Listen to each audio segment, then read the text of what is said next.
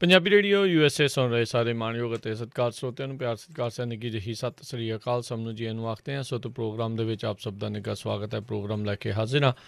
ਇਸ time programme update America ਜਿਹੜਾ ਹੋਏ ਸ਼ੁਰੂ ਹੋ ਚੁੱਕਾ ਹੈ। ਸਵੇਰ ਦਾ ਇਹ ਪ੍ਰੋਗਰਾਮ ਆ ਅਤੇ ਮੇਰੇ ਨਾਲ ਇਸ ਟਾਈਮ ਜੁੜ ਚੁੱਕੇ ਹੋਏ ਨੇ ਹਰਜੋਤ ਸਿੰਘ ਖਾਲਸਾ ਜੀ ਸੈਨ ਹੋਜ਼ੇ ਸਟੂਡੀਓਜ਼ ਤੋਂ।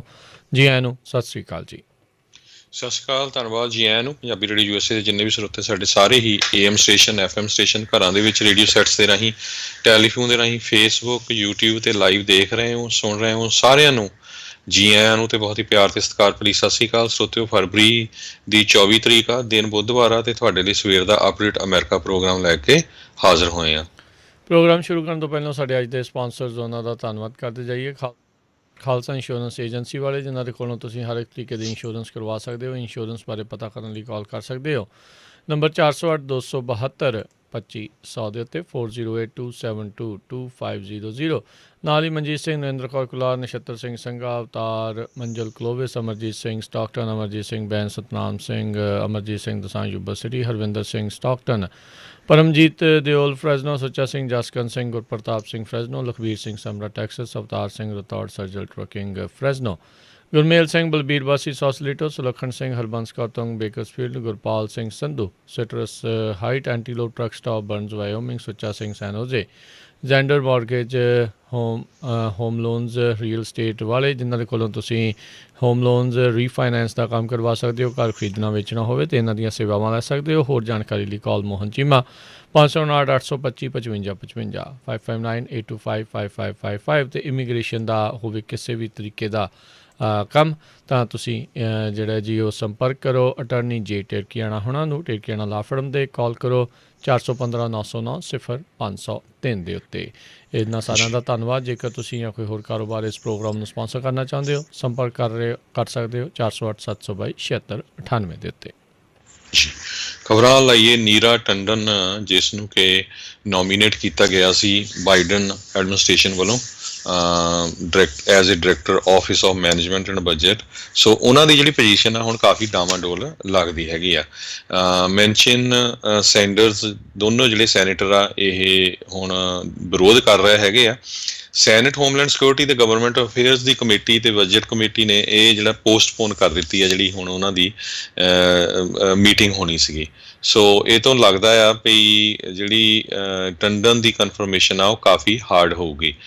ਲੱਗਦਾ ਨਹੀਂ ਵੀ ਹੋਊਗੀ, ਪਰ ਵਾਈਟ ਹਾਊਸ ਅਜੇ ਉਹਨਾਂ ਦਾ ਨਾਮ ਜਿਹੜਾ ਆ ਵਿਦਡਰਾਅ ਨਹੀਂ ਕਰ ਰਿਹਾ। ਅਤੇ ਵਾਈਟ ਹਾਊਸ ਨੇ ਸਟੇਟਮੈਂਟ ਜ਼ਰੂਰ ਜਾਰੀ ਕੀਤੀ ਆ ਵੀ ਉਹ ਬਹੁਤ ਲੀਡਿੰਗ ਪਾਲਿਸੀ ਐਕਸਪਰਟ ਹੈਗੀ ਆ। ਠੀਕ ਆ ਵੀ ਉਹਦੀਆਂ ਕੁਛ ਕੁਆਲੀਫਿਕੇਸ਼ਨ ਕ੍ਰਿਟੀਕਲ ਹੈਗੀਆਂ ਆ, ਪਰ ਉਹ ਇਸ ਜੋਬ ਲਈ ਬਹੁਤ ਕਾਬਲ ਹੈਗੀ ਆ। So first South Asian woman ਹੋਣੀ ਸੀ ਜੇ ਉਹ ਸਿਲੈਕਟ ਹੁੰਦੀ ਆ as a to lead OMB sorry ਜੀ ਆਫਿਸ ਆਫ ਮੈਨੇਜਮੈਂਟ ਤੇ ਬਜਟ ਦਾ ਜਿਹੜਾ ਹੈਗਾ। ਜੀ ਬਿਲਕੁਲ। ਇਹਨਾਂ ਦੀਆਂ ਪੁਰਾਣੀਆਂ ਕੀਤੇ ਹੋਏ ਟਵੀਟ ਅਤੇ ਪੁਰਾਣੀਆਂ ਕੀਤੀਆਂ ਹੋਈਆਂ ਗੱਲਾਂ ਜਿਹੜੀਆਂ ਆ ਇਹਨਾਂ ਦੀ ਇਸ ਨੋਮੀਨੇਸ਼ਨ ਦੇ ਲਈ ਜਿਹੜਾ ਆ ਕਾਫੀ ਤੱਤੀਆਂ ਇੱਕ ਹਿਸਾਬ ਦੇ ਨਾਲ ਸਾਬਤ ਹੋਈਆਂ, ਜਿਸ ਕਰਕੇ ਇਹਨਾਂ ਨੂੰ ਕਾਫੀ ਸਮੱਸਿਆ ਜਿਹੜੀ ਉਹ ਝੱਲਣੀ ਪੈ ਰਹੀ ਆ। ਅਗਲੀ ਜਿਹੜੀ ਹਰਜੋਤ ਸਿੰਘ ਜੀ ਗੱਲ ਕਰਦੇ ਜਾਈਏ, ਪੈਰੇਂਡੈਮਿਕ ਦਾ ਅਸਰ ਚੌਂਸ਼ਪੇਰੇ ਆਪਾਂ ਦੇਖਦੇ ਹੀ ਆਏ ਹਾਂ। ਫਰਾਈ ਇਲੈਕਟ੍ਰੋਨਿਕ ਇਹਨਾਂ ਦਾ ਤਾਂ ਪਹਿਲੋਂ ਵੀ ਕੰਮ ਕਾਫੀ ਜਿਹੜਾ ਉਹ ਢਿੱਲਾ ਮੱਠਾ ਹੀ ਜਿਹੜਾ ਉਹ ਚੱਲ ਰਿਹਾ ਸੀਗਾ। ਕਹਿੰਦੇ ਵੀ ਹੁਣ ਇਹ ਪਰਮਾਨੈਂਟਲੀ ਆਪਣੇ ਸਾਰੇ ਹੀ ਸਟੋਰਸ ਆ ਉਹਨਾਂ ਨੂੰ ਕਲੋਜ਼ ਕਰਨ ਜਾ ਰਹੇ ਹੈਗੇ ਆ ਕੋਵਿਡ-19 ਪੈਂਡੈਮਿਕ ਦੇ ਚੱਲਦਿਆਂ। ਵੈਸੇ ਵੀ ਜਿਹੜੀ ਇੱਕ ਹਿਸਾਬ ਦੇ ਨਾਲ ਕੋਈ ਵੀ ਇਲੈਕਟ੍ਰੋਨਿਕ ਦਾ ਕੰਮ ਹੁੰਦਾ ਸੀਗਾ ਤਾਂ ਸਾਰੇ ਜਣੇ ਇੱਥੇ ਹੀ ਫਰਾਈਜ਼ ਵੱਲ ਨੂੰ ਹੀ ਜਿਹੜਾ ਉਹ ਭੱਜਦੇ ਹੁੰਦੇ ਸੀਗੇ, ਪਰ ਔਨਲਾਈਨ ਜਿਹੜੀ ਆ ਸਾਰਿਆਂ ਨੇ ਚੀਜ਼ਾਂ ਮੰਗਾਉਣ ਦੇ ਕਰਕੇ ਇਹ ਕਿਤੇ ਨਾ ਕਿਤੇ ਜਿਹੜੇ ਸਟੋਰਸ ਆ ਹੁਣ ਸਮੇਂ ਦੇ ਹਾਣੀ ਜਿਹੜੇ ਆ ਉਹ ਨਹੀਂ ਰਹਿ ਸਕੇ ਅਤੇ ਪਿੱਛੇ ਜਿਹੜੇ ਉਹ ਰਹਿ ਗਏ। ਸੋ ਇਹਨਾਂ ਦੇ ਜਿਹੜੇ ਆ ਹੁਣ ਸਟੋਰ ਤਾਂ ਵੈਸੇ ਕਾਫੀ ਘੱਟ ਹੀ ਰਹਿ ਗਏ ਸੀਗੇ। ਕੈਲੀਫੋਰਨੀਆ ਅਤੇ ਟੈਕਸਸ ਦੇ ਵਿੱਚ ਮੈਜੋਰਟੀ ਇਹਨਾਂ ਦੇ 31 ਸਟੋਰ ਸੀਗੇ ਅਤੇ ਹੁਣ ਕਹਿੰਦੇ ਵੀ ਇਹ ਜਿਹੜੇ ਸਟੋਰ ਆ ਉਹ ਹੁਣ ਬੰਦ ਕਰਨ ਜਾ ਰਹੇ ਆ। 1985 ਦੇ ਵਿੱਚ ਸਨੀਵੇਲ ਦੇ ਵਿੱਚ ਇਹਨਾਂ ਦੇ ਪਹਿਲਾ ਸਟੋਰ ਜਿਹੜਾ ਆ ਉਹ ਚਾਲੂ ਹੋਇਆ ਸੀਗਾ ਅਤੇ ਹੁਣ ਪੈਂਡੈਮਿਕ ਦੇ ਕਰਕੇ ਅਤੇ ਔਨਲਾਈਨ ਸ਼ੋਪਿੰਗ ਦੀ ਭਰਮਾਰ ਹੋਣ ਕਰਕੇ ਇਹ ਜਿਹੜੇ ਸਟੋਰ ਆ ਉਹ ਹੁਣ ਪੱਕੇ ਤੌਰ ਦੇ ਉੱਤੇ ਬੰਦ ਹੋਣ ਜਾ ਰਹੇ ਨੇ। ਜੀ ਸੋ ਬਿਲਕੁਲ ਰੀਟੇਲ ਇੰਡਸਟਰੀ ਦੇ ਉੱਤੇ ਬਹੁਤ ਵੱਡਾ ਅਸਰ ਪਿਆ। ਮੈਂ ਖੁਦ ਸਟੋਰ ਇਹ ਖੁੱਲ੍ਹਦੇ ਦੇਖੇ ਆ 85 ਜਿਸ ਤਰ੍ਹਾਂ ਤੁਸੀਂ ਦੱਸਿਆ ਵੀ ਪਹਿਲਾ ਸਟੋਰ ਸੰਨੀਵੈਲ ਖੋਲ੍ਹਿਆ ਸੀ। ਸੋ ਇਹਨਾਂ ਨੇ ਬਣਾਏ ਵੀ ਵਧੀਆ ਹੁੰਦੇ ਸੀ, ਹਜ਼ਾਰਾਂ ਦੀ ਗਿਣਤੀ ਦੇ ਵਿੱਚ ਇਹਨਾਂ ਦੇ EMPLOYEE ਸੀ। ਇੱਕ ਟਾਈਮ ਦੇ ਉੱਤੇ ਕੋਈ ਵੀ ਟੈਕਨੋਲੋਜੀ ਨਾਲ ਰਿਲੇਟਡ ਕੋਈ ਵੀ ਪ੍ਰੋਡਕਟ ਜਿਹੜਾ ਬਾਈ ਕਰਨਾ ਹੁੰਦਾ ਸੀ ਤੇ ਸਾਰੇ ਜਾਣੇ ਫਰਾਈਜ਼ ਇਲੈਕਟ੍ਰੋਨਿਕ ਵੱਲ ਨੂੰ ਭੱਜਦੇ ਸੀ। ਪਰ ਜਿਸ ਤਰ੍ਹਾਂ ਤੁਸੀਂ ਦੱਸਿਆ ਹੀ ਆ, ਇਹਨਾਂ ਦੇ ਸਟੋਰ ਬਹੁਤ ਵੱਡੇ ਵੱਡੇ ਹੁੰਦੇ ਸੀ, 50,000 ਸਕੁਅਰ ਫੁੱਟ ਤੋਂ ਲੈ ਕੇ 1,80,000 ਸਕੁਅਰ ਫੁੱਟ ਤੱਕ। ਪਰ ਪੈਨੇਡੈਮਿਕ ਕਰਕੇ ਪਲੱਸ ਜਿਹੜੀਆਂ ਵੱਡੀਆਂ ਮੱਛੀਆਂ ਆ ਜਿਸ ਤਰ੍ਹਾਂ ਐਮਾਜ਼ੋਨ ਜਾਂ ਹੋਰ ਔਨਲਾਈਨ ਸਾਰੀ ਜਿਹੜੀ ਖਰੀਦ ਲੋਕ ਕਰਨ ਲੱਗ ਪਏ, ਉਹਦੇ ਨਾਲ ਜਿਹੜੇ ਇਹ ਸਟੋਰ ਆ ਉਹ ਹੁਣ ਬੈਂਕਰਪਸੀ ਬੈਂਕਰਪਸੀ ਤਾਂ ਕੀ ਬੰਦ ਹੀ ਹੋਣ ਜਾ ਰਹੇ ਹੈਗੇ ਟੋਟਲੀ। ਉਹ ਕਹਿੰਦੇ ਵੀ ਅਸੀਂ ਬੰਦ ਹੋਣ ਜਾ ਰਹੇ ਹੈਗੇ ਜੀ। ਮੱਛੀ ਤੇ ਕੀ ਮਗਰਮੱਛੀ ਕਹੋ ਤੁਸੀਂ ਉਹਨਾਂ ਨੂੰ, ਵੀ ਉਹ ਸਾਰਾ ਕੁਛ ਹੀ ਜਿਹੜਾ ਉਹ ਨਿਕਲੀ ਜਾਂਦੇ ਨੇ। ਅਗਲੀ ਜਿਹੜੀ ਹਰਜੋਤ ਸਿੰਘ ਜੀ ਗੱਲ ਕਰਦੇ ਜਾਈਏ, ਪ੍ਰੈਜ਼ੀਡੈਂਟ ਬਾਈਡਨ ਨੇ ਆਪਣੇ ਪਹਿਲੇ 100 ਦਿਨਾਂ ਦੇ ਵਿੱਚ ਇਹ ਕੋਸ਼ਿਸ਼ ਸੀ ਵੀ 100 ਦਿਨ ਦੇ ਲਈ ਡੈਪੂਟੇਸ਼ਨ ਦਾ ਜਿਹੜਾ ਪੌਜ਼ ਆ ਉਹ ਲੱਗ ਜਾਵੇ, ਉਸ ਦੇ ਉੱਤੇ ਜਿਹੜੇ ਆਰਜੀ ਤੌਰ ਦੇ ਉੱਤੇ ਰੋਕ ਲਵੇ। ਪਰ ਇਹ ਜਿਹੜਾ ਮਸਲਾ ਅਦਾਲਤਾਂ ਦੇ ਵਿੱਚ ਗਿਆ। ਹੁਣ US ਡਿਸਟ੍ਰਿਕਟ ਜੱਜ ਡਰਿਊ ਟਿਪਟਨ ਉਹਨਾਂ ਨੇ ਇਸ ਦੇ ਖਿਲਾਫ ਪ੍ਰੀਲਿਮਿਨਰੀ ਇੰਜੰਕਸ਼ਨ ਜਿਹੜੀ ਕਿ ਇਸ ਡੈਪੂਟੇਸ਼ਨ ਪੌਜ਼ ਦੇ ਉੱਤੇ ਹੁਣ ਪੌਜ਼ ਇੱਕ ਹਿਸਾਬ ਦੇ ਨਾਲ ਜਿਹੜਾ ਉਹ ਲਾ ਦਿੱਤਾ ਹੈਗਾ ਆ। ਟੈਕਸਸ ਦੇ ਵਿੱਚ ਇਹ ਕੇਸ ਜਿਹੜਾ ਅਦਾਲਤ ਦੇ ਵਿੱਚ ਚੱਲ ਰਿਹਾ ਸੀਗਾ ਅਤੇ ਜਿਸ ਦੇ ਵਿੱਚ ਇਹ ਆਰਗੂਮੈਂਟ ਸੀਗਾ ਵੀ ਇਹ ਮੋਰਟੋਰੀਅਮ ਫੈਡਰਲ ਲਾ ਦੀ ਵਾਇਲੇਸ਼ਨ ਹੈਗੀ ਆ ਅਤੇ ਇਹਦੇ ਨਾਲ ਕਾਫੀ ਰਿਸਕ ਜਿਹੜਾ ਆ ਉਹ ਵੱਧਦਾ ਆ, ਖਾਸ ਕਰਕੇ ਉਹਨਾਂ ਦੇ ਸੂਬੇ ਦੇ ਲਈ, ਕਿਉਂਕਿ ਉਹ ਇੱਕ ਬਾਰਡਰ ਦੇ ਨਾਲ ਲੱਗਦਾ ਹੋਇਆ ਸੂਬਾ ਹੈਗਾ ਆ।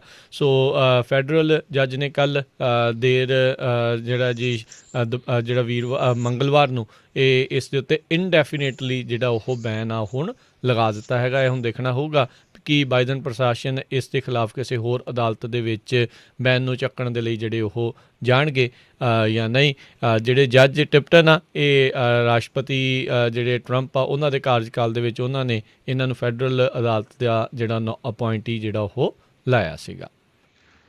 ਅਗਲੀ ਖਬਰ ਵੱਲ ਚੱਲੀਏ, ਜਿਹੜੀ FDA ਆ ਫੂਡ ਤੇ ਡਰੱਗ ਐਡਮਿਨਿਸਟ੍ਰੇਸ਼ਨ, ਉਹਨਾਂ ਨੇ ਜਿਹੜਾ ਜੌਨਸਨ ਐਂਡ ਜੌਨਸਨ ਨੇ ਇੱਕ ਜਿਹੜਾ ਸਿੰਗਲ COVID-19 ਦਾ ਵੈਕਸੀਨ ਤਿਆਰ ਕੀਤਾ, ਉਹ ਟੈਸਟ ਕੀਤਾ। ਲੱਗਦਾ ਵੀ ਇਹਨੂੰ ਜਿਹੜਾ ਅਪਰੂਵਲ ਮਿਲ ਜਾਣਾ ਹੈਗਾ ਆ, ਕਿਉਂਕਿ ਰਾਈਟ ਨਾਓ ਜਿਹੜੇ ਆ 2 ਵੈਕਸੀਨ ਲਾਣੇ ਪੈਂਦੇ ਹੈਗੇ ਆ, ਵਿੱਚ ਟਾਈਮ ਡਿਫਰੈਂਸ ਹੁੰਦਾ ਹੈਗਾ ਆ ਅਤੇ ਪੋਪੂਲੇਸ਼ਨ ਬਹੁਤ ਜ਼ਿਆਦਾ ਆ ਸਾਰੀ ਦੁਨੀਆ 'ਚ। ਸੋ ਜੇ ਜੌਨਸਨ ਐਂਡ ਜੌਨਸਨ ਦਾ ਇਹ ਵੈਕਸੀਨ ਅਪਰੂਵ ਹੋ ਜਾਂਦਾ ਆ ਅਤੇ ਉਹਦੇ ਨਾਲ ਜਿਹੜੀ ਕਾਫੀ ਸੌਖ ਜਿਹੜੀ ਲੋਕਾਂ ਨੂੰ ਹੋ ਜਾਊਗੀ। 66% ਇਫੈਕਟਿਵ ਹੈਗਾ, 66%।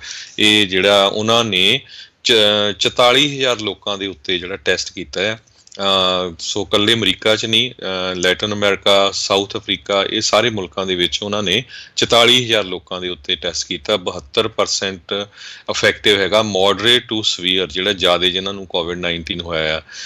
ਅਤੇ ਲੈਟਨ ਅਮਰੀਕਾ ਦੇ ਵਿੱਚ 66% ਆ, 57% ਸਾਊਥ ਅਫਰੀਕਾ ਦੇ ਵਿੱਚ ਹੈਗਾ ਆ। ਅਤੇ USA ਦੇ ਵਿੱਚ ਰਾਈਟ ਨਾਓ ਸਾਰਿਆਂ ਨੂੰ ਪਤਾ ਹੀ ਆ ਵੀ ਹੁਣ 5 ਲੱਖ ਤੋਂ ਵੱਧ ਲੋਕਾਂ ਦੀ ਜਿਹੜੀ ਮੌਤ ਆ ਉਹ ਕਰੋਨਾ ਵਾਇਰਸ ਦੇ ਨਾਲ ਹੋ ਚੁੱਕੀ ਆ ਅਤੇ 65 ਮਿਲੀਅਨ ਲੋਕ ਜਿਹੜੇ ਆ ਉਹ ਘੱਟੋ ਘੱਟ ਇੱਕ ਜਿਹੜਾ ਵੈਕਸੀਨ ਆ ਉਹ ਲਵਾ ਚੁੱਕੇ ਹੈਗੇ ਆ। ਸੋ ਇਹਦੇ ਨਾਲ ਜੇ FDA ਕਲੀਅਰ ਕਰ ਦਿੰਦੀ ਆ ਜੌਨਸਨ ਐਂਡ ਜੌਨਸਨ ਦਾ ਜਿਹੜਾ ਸ਼ਾਟ, ਸੋ ਇਹ ਵੈਕਸੀਨ ਫਿਰ ਬਹੁਤ ਜਲਦੀ ਜਿਹੜੇ ਕਹਿੰਦੇ ਆ ਵੀ ਲੋਕਾਂ ਦੇ ਲੱਗ ਜਾਊਗਾ। 20 ਮਿਲੀਅਨ ਡੋਜ਼ਜ਼ ਕਹਿੰਦੇ ਵੀ ਇਹਦੀਆਂ ਫਿਰ ਮਾਰਚ ਦੇ ਐਂਡ ਤੱਕ ਲੋਕ ਲਵਾ ਸਕਣਗੇ ਅਤੇ 100 ਮਿਲੀਅਨ ਸਮਰ ਤੱਕ ਲਵਾ ਸਕਣਗੇ ਜੀ। ਤੇ ਇਸੇ ਤਰ੍ਹਾਂ ਯੂਰਪੀਅਨ ਰੈਗੂਲੇਟਰਸ ਤੇ ਜਿਹੜੀ ਵਰਲਡ ਹੈਲਥ ਆਰਗੇਨਾਈਜੇਸ਼ਨ ਆ ਉਹ ਵੀ ਕੰਸੀਡਰ ਕਰ ਰਹੀ ਹੈ Johnson and Johnson the vaccine. ਜੀ ਦੱਸਦੇ ਜਾਈਏ, ਇਹ ਜਿਹੜੀ ਇਹਨਾਂ ਦੀ ਕਮੇਟੀ ਹੁੰਦੀ ਆ ਉਹਨਾਂ ਨੇ ਇਹ ਜਿਹੜੇ ਡਾਕੂਮੈਂਟਸ ਉਸ ਦੇ ਵਿੱਚ ਇਸ ਦੀ ਇਫੈਕਟਿਵਨੈਸ ਨੂੰ ਜਿਹੜਾ ਉਹ ਸੇਫ ਸੁਰੱਖਿਅਤ ਜਿਹੜਾ ਉਹ ਮੰਨਿਆ ਹੈਗਾ ਆ ਵੀ ਇਹ ਪ੍ਰਭਾਵਸ਼ਾਲਤਾ ਵੀ ਇਹਦੀ ਠੀਕ ਹੈਗੀ ਆ ਅਤੇ ਸੇਫਟੀ ਵੀ ਆ।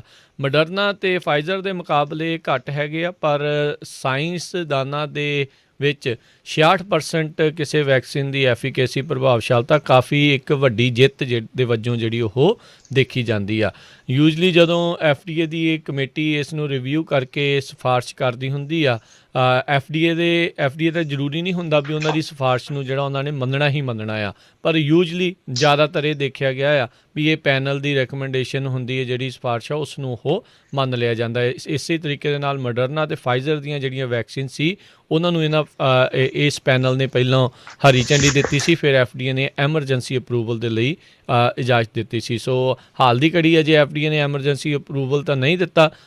ਜਿਸ ਹਿਸਾਬ ਦੇ ਨਾਲ ਰਿਕਮੈਂਡੇਸ਼ਨ ਆਈ ਆ, ਸ਼ਾਇਦ ਇਸ ਨੂੰ ਜਿਹੜਾ ਅਪਰੂਵ ਕਰ ਦਿੱਤਾ ਜਾਵੇ। ਇਹ ਸਿੰਗਲ ਸ਼ਾਟ ਵੈਕਸੀਨ ਆ, ਯਾਨੀ ਕਿ ਇਹ ਨਹੀਂ ਆ ਵੀ 3 ਹਫ਼ਤੇ ਬਾਅਦ ਜਾਂ 1 ਮਹੀਨੇ ਬਾਅਦ ਜਿੱਦਾਂ ਦੂਜੀਆਂ ਦੋਨੋਂ ਵੈਕਸੀਨਸ ਲਵਾਉਣੀਆਂ ਪੈਂਦੀਆਂ ਆ, ਉਹ ਕਰਨ ਦੀ ਜਿਹੜੀ ਆ ਇਸ ਦੇ ਵਿੱਚ ਜ਼ਰੂਰਤ ਨਹੀਂ ਪਊਗੀ। ਇੱਕ ਵਾਰੀ ਟੀਕਾ ਲਵਾਇਆ ਅਤੇ you are done, you are basically good. So ਉਹ ਚੀਜ਼ ਹੋਊਗੀ। ਉਹਦੇ ਨਾਲ ਜਲਦੀ ਲੋਕਾਂ ਨੂੰ ਵੈਕਸੀਨੇਟ ਕਰਨ ਦੇ ਵਿੱਚ ਜਿਹੜੀ ਸਹਾਇਤਾ ਹੋਵੇਗੀ। ਜੀ, ਅਗਲੀ ਖਬਰ ਵੱਲ ਚਲੀਏ। ਜਿਹੜੀ GOP ਵਾਲੇ ਆ, ਉਹ ਕਹਿੰਦੇ ਵੀ ਕੈਲੀਫੋਰਨੀਆ ਦੇ ਕੋਲ ਬਹੁਤ ਮਨੀ ਹੈਗਾ ਆਲਰੇਡੀ, ਕਾਹਤੇ ਵੀ ਅਸੀਂ ਜਿਹੜਾ ਆ ਕੋਵਿਡ ਦਾ ਨਵਾਂ ਜਿਹੜਾ ਸਟਿਮੂਲਸ ਪੈਕੇਜ ਆ ਉਹਦੇ ਵਿੱਚ ਮਨੀ ਨੂੰ ਇਨਕਲੂਡ ਕਰੀਏ। ਕਹਿੰਦੇ ਵੀ ਕੈਲੀਫੋਰਨੀਆ ਨੇ $10.5 ਬਿਲੀਅਨ ਟੈਕਸ ਰੈਵਨਿਊ 'ਚ ਪਿਛਲੇ ਸਾਲ ਜ਼ਿਆਦਾ ਜਿਹੜਾ ਕਲੈਕਟ ਕੀਤਾ ਸੰਨ 2019 ਨਾਲੋਂ। ਜਿਹੜਾ ਨਵਾਂ ਕੋਵਿਡ ਦਾ ਬਿੱਲ ਹੈਗਾ ਆ, ਉਹਦੇ ਵਿੱਚ $1.9 ਟ੍ਰਿਲੀਅਨ ਇਕਨੋਮਿਕ ਰਿਲੀਫ ਪੈਕੇਜ ਦੇ ਵਿੱਚੋਂ $350 ਬਿਲੀਅਨ ਜਿਹੜਾ ਸਟੇਟ ਤੇ ਲੋਕਲ ਗਵਰਨਮੈਂਟਸ ਦੇ ਕੋਲ ਜਾਣਾ ਆ। ਸੋ ਕੈਲੀਫੋਰਨੀਆ ਦੀ ਜਿਹੜੀ ਸਟੇਟ ਆ, ਉਸ ਨੂੰ ਸਟੇਟ ਤੇ ਲੋਕਲ ਗਵਰਨਮੈਂਟ ਜਿਹੜੀਆਂ ਕੈਲੀਫੋਰਨੀਆ ਦੀਆਂ ਜਿੱਦਾਂ ਸਿਟੀਜ਼ ਕਾਉਂਟੀਜ਼ ਹੋ ਗਈਆਂ, ਉਹਨਾਂ ਨੂੰ $41 ਬਿਲੀਅਨ ਇਹਦੇ ਵਿੱਚੋਂ ਮਿਲਣਾ ਹੈਗਾ। ਸੋ ਰਾਈਟ ਨਾਓ ਜਿਹੜੀ ਸੈਨੇਟ ਆ ਟੋਟਲੀ ਡਿਵਾਈਡਡ ਆ, 50 ਰਿਪਬਲਿਕਨ 50 ਜਿਹੜੇ ਡੈਮੋਕ੍ਰੇਟਸ ਹੈਗੇ ਆ। ਸੋ ਵਾਈਸ ਪ੍ਰੈਜ਼ੀਡੈਂਟ ਕਮਲਾ ਹੈਰਿਸ ਦੇ ਨਾਲ ਜਿਹੜਾ ਅਪਰੂਵ ਹੋ ਸਕਦਾ ਹੈ ਇਹ ਬਜਟ।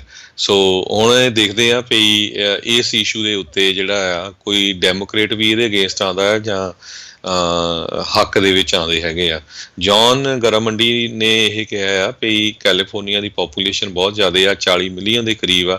ਠੀਕ ਆ ਵੀ ਕਈ ਜਗ੍ਹਾ ਦੇ ਉੱਤੇ ਜਿਹੜੇ ਕਈ ਏਰੀਆਜ਼ ਦੇ ਵਿੱਚ ਇਨਕਮ ਬਹੁਤ ਜ਼ਿਆਦਾ ਆ ਕਾਉਂਟੀਜ਼ ਜਿੱਦਾਂ ਸਿਟੀ ਦੀ, ਅਤੇ ਬਹੁਤੀ ਪੋਪੂਲੇਸ਼ਨ ਜਿਹੜੀ ਖਾਸ ਕਰਕੇ ਖੇਤਾਂ ਵਾਲੀ ਆ, ਫਾਰਮ ਵਾਲੀ ਆ ਜਾਂ ਰੂਰਲ ਹੈਗੀ ਆ, ਉੱਥੇ ਜਿਹੜੀ ਇਨਕਮ ਆ ਉਹ ਬਹੁਤ ਘੱਟ ਹੈਗੀ ਆ। ਜੀ ਬਿਲਕੁਲ।